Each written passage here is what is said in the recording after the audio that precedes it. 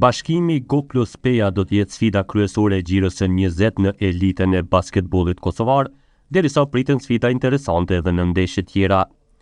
Prizrenasit, pasi u kualifikuan në finalet të kupës, synojnë të vazhdojnë me paraqitje pozitive, derisa në elitë janë në vendin e dytë me 13 fitore e 6 humbje.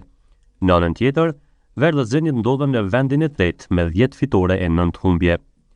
Kjo Gjiro hapet në Gjakov me përballjen vllazënimi Sigal Prishtina, dy skuadra që nuk janë në formën optimale. Golden Eagle Ylli Bora është ndeshja tjetër shumë e rëndësishme. Therandasit kanë 8 fitore e 11 humbje, kurse Prishtinasit 9 fitore e 10 humbje. Java 20 mbyllet në Mitrovic me përballjen Trepça-Rahoveci 29, dy skuadra në formë të ndryshme në lidhjen e basketbollit.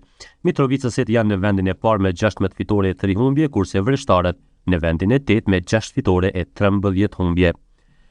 Ky është orari i plotë i javës së 20. E shtunë, vllazënimi Sigal Prishtina dhe Golden Eagle Ylli Bora, kurse të dielën ballafaqohen Bashkimi Go Plus Peja dhe Trepça Rahoveci 29.